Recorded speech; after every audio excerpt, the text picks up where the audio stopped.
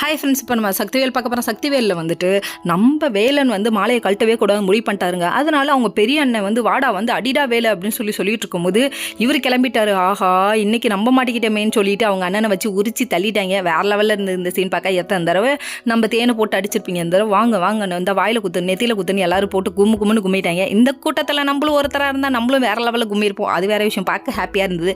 அதுக்கப்புறம் பார்த்தீங்கன்னா இப்படி பண்ணிட்டானே அப்படின்னு சொல்லிட்டு வடிவேல் கதையாக இவர் ஏஞ்சி வந்துட்டாரு.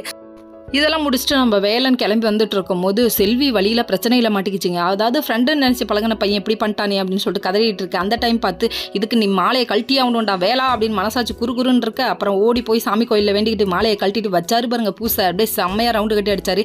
இதை பார்த்துட்டு இருந்த சக்தி உன்னாலாம் திருந்தவே முடியாதுடா அப்படின்னு சொல்லிட்டாங்க. திருந்தவே முடியாதுன்னு திட்டிட்டு அவங்க ஒரு பக்கத்து கிளம்பிட்டாங்க. இன்னொரு பக்கம் பார்த்தீங்கன்னா நம்ம செல்வி வந்து வீட்டில் யார்ட்டையும் சொல்லிடுறாங்க. ஆல்ரெடி மீனா நீ என்ன தப்பாக பேசிகிட்டு இருக்காங்க, தெரிஞ்சதுன்னா அவ்வளோதான் அப்படின்னு சொல்லிட்டாங்க. சரிம்மா நீ போமா பொழைச்சி போமான்னு விட்டாங்க. ஐயோ நம்ம வாழ்க்கை எப்படி ஆயிடுச்சுன்னு சொல்லிட்டு வேலன் ஃபீல் பண்ணுறாப்புல. ஃபீல் பண்ணாதீங்க, என்னைக்கா இருந்தாலும் வாழ்க்கை நல்லாவும் அப்படின்ற மாதிரி ஆயிடுச்சு. அதுக்கப்புறம் வீட்டுக்கு வந்தால் வீட்டில் ஒரு ப்ராப்ளங்க. என்னன்னு பார்த்தீங்களா, நம்ம சேரனுக்கும் மீனாளுக்கும் தாங்க. மீனாள் வந்து ரொம்ப அலப்பறை பண்ணுதுங்க. அதாவது சேரன் ஆஃபீஸில் பேசிகிட்டு இருக்காங்க அவங்களோட பாஸ்ட்டை. உடனே அவங்கள வச்சு சந்தேகப்பட்டது மட்டும் இல்லைங்க, நம்ம சேரனோட பாஸையே பிடிச்சி மிரட்டிட்டாங்க, திட்டாங்க. உடனே அவங்க வந்துட்டு உனக்கு சஸ்பெண்ட் தான்ப்பான்னு சஸ்பெண்ட் பண்ணிட்டாங்க.